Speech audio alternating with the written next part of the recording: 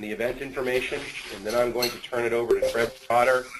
Fred will be person who's going to talk about what they're doing and specifically their data challenge. My piece should be maybe 10 to 15 minutes long tops, and then I'll turn it over to Fred. And then once Fred finishes up, if they're supposed to have questions, then we could get in on question and answer.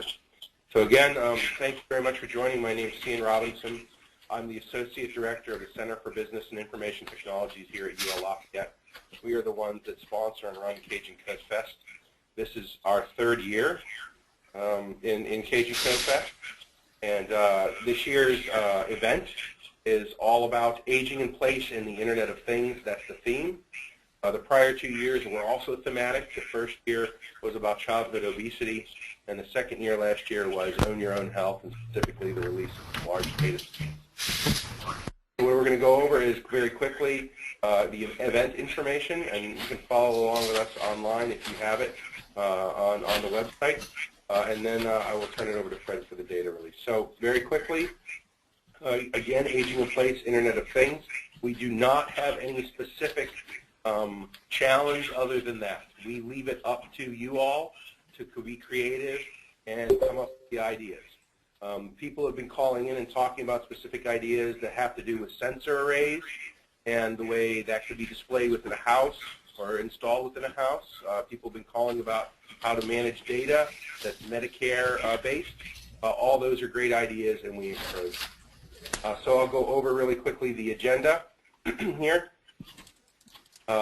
So you know, Wednesday, April 23rd, so next Wednesday, we're less than just a little under a week away. You know, the Picard Center, and so there's 2 locations, and there should be a guest file soon up on the website that shows you the map of the area. Coding occurs over at the Picard Center, and all presentations, events, and final judging will occur over the Light Center. Hence, you'll see 2 different agendas there. And so on Wednesday from 2 to 5, you can go into the Picard Center and begin to set up your workspace or your team's workspace. Don't worry if you don't have a team, because from 5 to 6 p.m. over at Picard, there will be a team building session. So if you are a software developer that's looking to join a team at that point in time, we will help you find a team. You could always be a team of 1 if that's what you so choose. And in the past, the team building session was nicely. At the Light Center, from 6 to 7 p.m. is the opening reception. And then from 7 to 8:30 p.m. we have opening ceremonies, and that will specifically feature Dr. Mark Blatt, who's the worldwide medical director of Intel. It's quite a coup to have Mark coming to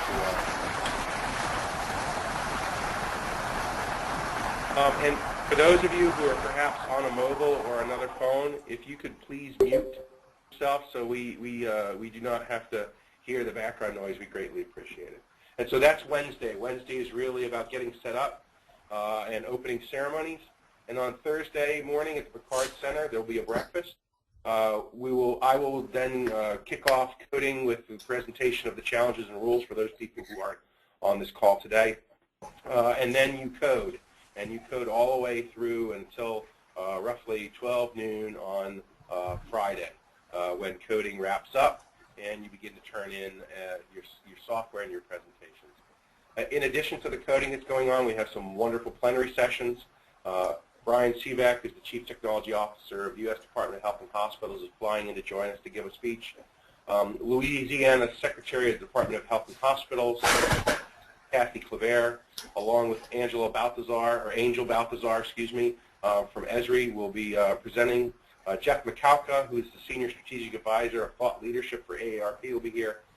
Cindy Munn, Chief Executive Officer of Louisiana Healthcare Quality Forum. Kenny Cole, who's the Associate Chief Medical Officer and VP of Care Delivery Blue Cross Blue Shield. All wonderful, top-notch, senior-level speakers will be with us. And then on, we wrap it up 30 to 7 with the crawfish boil. And that is at Abdullah Hall. So if you all are familiar with the area, Picard and Light are on one side of the ball court, and Abdullah Hall is on the other. And then Friday, breakfast, we wrap up coding, we hand in, we have first round of judging at the Picard Center, and then we announce the finalists, and we move everything over to Light. And at Light, we will have final round of judging and then the awards ceremony. In addition, we also have 2 additional plenary sessions. Lihan Singh from the Department of Global Health Systems and Development at Tulane will be giving a presentation on some of his work. And then also Fred Trotter, who's with us today, will be talking about DocDraft Journal and the things that they're working on. For both days, instead of having catered lunch in, we've decided to have 4 different food trucks. So we're having a little mini food truck rally at Cajuncodefest for you to all enjoy. So that is the event information that we have going on. And then what we'll do here really quickly is go over competition rules. And then I'll turn it over to Fred. So competition rules. Whatever you choose to use, there is no one platform. Whatever you choose to use is up to you. Okay, so you can use any platform or framework to present your solution. Our expectation is that it has taken 27 hours to code. In the past, we have seen some folks who have gone a little bit beyond that or have come with a little pre-work. We tend to not encourage that. We would that you've done it within the 27 hours. As we said, the Card Center is open 24 hours straight through the coding competition. Then what happens is when you wrap up your coding, you will have a presentation to give. 5 minutes, 2 to 3 for Q&A, 2 to 3 for transition time, totaling 10 to 11 minutes. In the past, those teams that have been successful were an amalgamation, a confluence of different people with different skill sets. So not only were there great software developers, not only were there great data folk, but you also have folk who knew how to present, who had marketing capabilities, who were subject matter experts. So as you put your teams together, I would very much encourage you to consider, if you don't already have those skill sets, to add those skill sets in. And then in terms of competition rules and in terms of the rubric that we're going to use, you can see the rubric on the screen right now if you're able to. If not, potential to improve individual health is 20% of the rubric, technical merit is 40%, design merit 15%, market potential 15%, and originality 10%. So you can see that we've somewhat weighted it towards the technical design merit as well as the healthcare piece. So that's it about the event, about the layout of the event, about the topic of the event, about the competition rules. And with that, I'll turn it over to Fred and have Fred talk to you about DocDraft Journal, the data release, and what they're working on.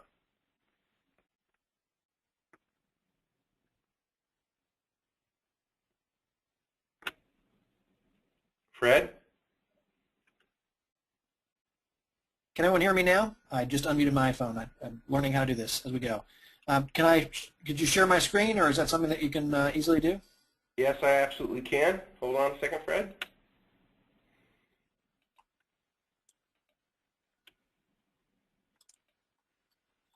All right, so let's see. Also up here. You guys see this? DocDraft Journal is what you should see on the screen? Right. Sure. Yep, sure can, Fred. Okay. Yeah. So, you know, first of all, I'd like to thank everybody over at Cajuncodefest for having the DocDraft Journal at Cajuncodefest. I really appreciate the opportunity. You know, DocDraft Journal is intended to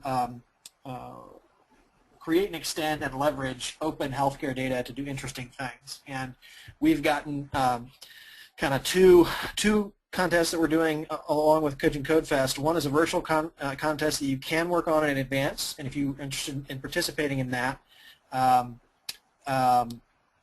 see here. I think we got my slides out of order there at the last moment. So here's my second slide. What is the contest? If you would like to participate in the virtual contest going up to Cajuncodefest, you need to go to this URL and register, and we'll get you a copy of the virtual data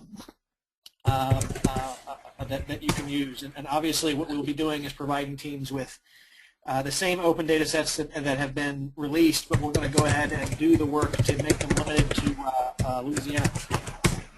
Someone's typing rather loudly. If we can mute that, that would be wonderful. Anyway, so So if you want to participate in the virtual hackathon, go register. I think it costs a little bit of money to cover our cost and just shipping the data around. We're going to limit the data sets to Louisiana and Louisiana providers so that you have kind of a nice thing to work with.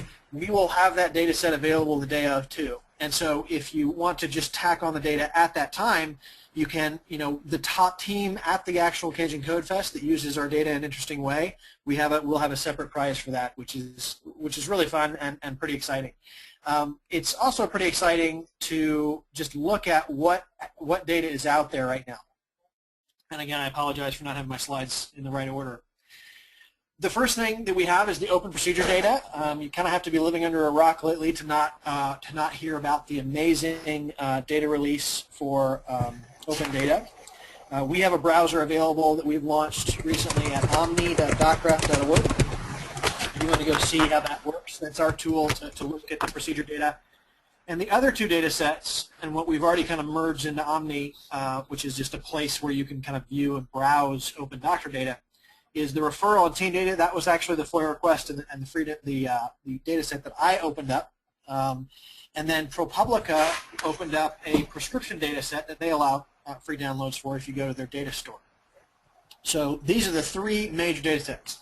2 years ago, we were basically blind to what healthcare looked like in the United States. And now the largest single payer, Medicare, has opened up and given us a very, very accurate picture of what healthcare looks like. And it's because of these three data sets. And so, these data, we'll just be zipping up stuff. And, in general, the easiest way to move them around is CSV files. So that's what you'll be actually getting. Now, what you can do with this, I'm going to show you a little bit about what we've done with Omni to just kind of give you some ideas. So we've got a little search tool here. You can just search, find people limited by doctor, and then once you open a physician over here, we just have all of the data, browsable. This is kind of the first blush thing that you want to do is just to look at, when doctors share data on this page. Here is information about procedures.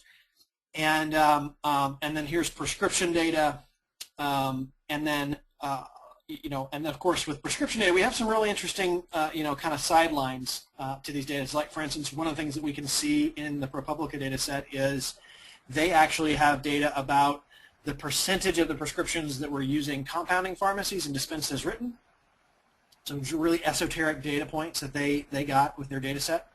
And then here is a view on our teaming and referral data set, which of course we can filter this and look at how this is my doctor, by the way, so I always use him as an example. He's a great doctor, and I recommend, if you need a physician in Houston, I absolutely recommend him. But we can quickly look at who he works with, right? So these data sets that we are putting out there would allow you to build something like what we have here. But this is really kind of the least interesting view from the perspective of consumer. This is merely a browser. It's just kind of showing you what the data is there. Now, there's going to be a page on our website, going back to the slideshow. Actually, I'll just keep talking. So without actually switching back to the presentation, unless anybody has a problem with that, that sounds fine. So, this data, when you put it all together, gives you a really accurate picture, but just showing the data is kind of the least interesting thing you can do with it. We really need to find ways to leverage this to make it so that something can be done. Of course, this amazing rubric that Cajuncodefest has of aging in place, it's kind of ideal. People who are aging in place, people who are homebound, people, they receive procedures, they receive these outpatient care that all these data sets is focused on. It's really perfect for doing something that matters to this population. So what exactly? I mean, obviously, I leave that up to the kind of the individual hackers. The other thing is we'd like to announce kind of Team DocGraph, and the reason we're talking about Team DocGraph is, and of course, Datapalooza and Cajuncodefest have had an alliance for a long time, and I think there's, I guess we could talk a little bit more about that if someone from the Codefest side could talk more about that, or the Cajuncodefest side could mention what the relationship is today.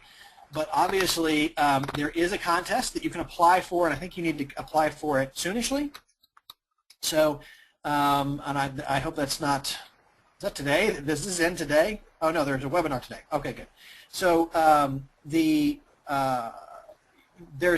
a contest to exercise this data, and we are going to be coding on our entry. Omni obviously going to be our entry into this.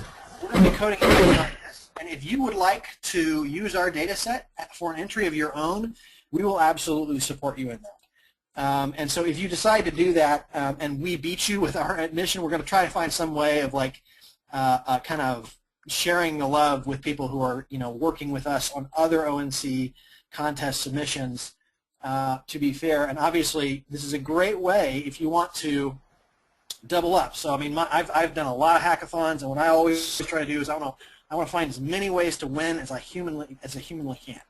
And so participating in a hackathon event where you go into Cajuncodefest and you make your entry for another contest, that's just genius, and everybody should do that. Fred, and I'll jump in.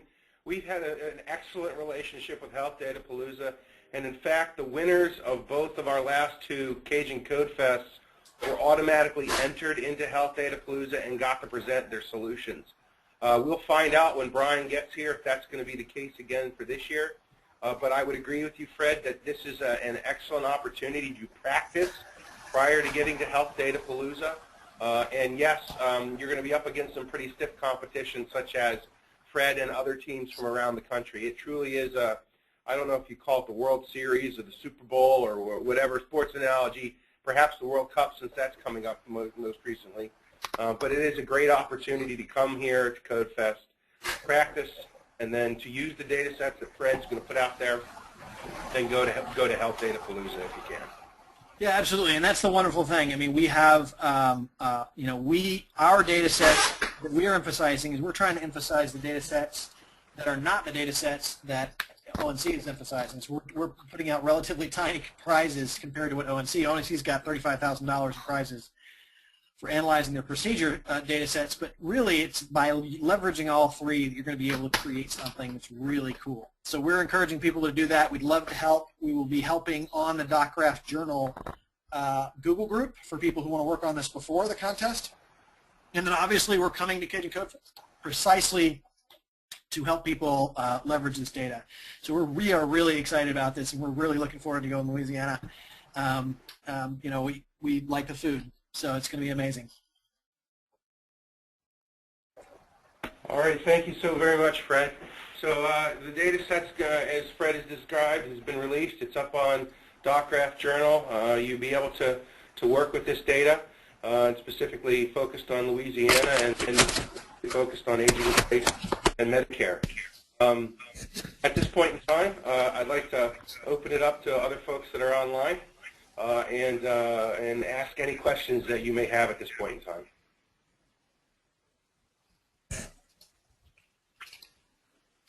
Okay, well, I guess I'll go ahead and ask. This is Blake Lemoyne. Question for Fred. So are we going to have some kind of programmatic API access to DocGraph, or will it just be flat files, or will it simply be the access through the browser that they have on the link to on the site? That's a great question, and the answer is yes, but we're not sure exactly what that's going to look like. So we are planning on releasing an API sometime soon, and what we will probably do is I'm not, to be perfectly honest, I'm not sure I'm going to have an API ready before Cajuncodefest. And if we do, we may end up launching it after Cajuncodefest, before Data Palooza. If that happens at Cajuncodefest, we will have the beta version of our API available as a tool to you. So we will be making that available. That's particularly helpful because this data set probably does not need to be described as a big data data set, any one of these. But if you put them all together, you do probably need to have something close to a supercomputer or a Hadoop cluster or something to work with them. And we've done a lot of that. We've pre-processed a lot of that, and we do have an API that we're kind of designing and releasing. So we should be able to help. I just can't make specific promises about how that's going to look.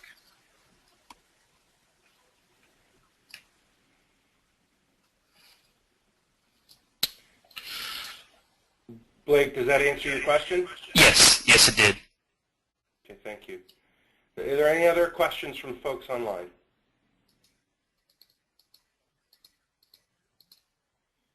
Well, if not, thank you very much for joining us this evening. Fred, thanks for taking time out of your very busy schedule. And we're very excited that we're a week away, and we look forward to seeing you at Cajuncodefest. Take care, everybody. Again, those food trucks are sounding pretty good right now. So I'm pretty excited to go down there. It's going to be a lot of fun.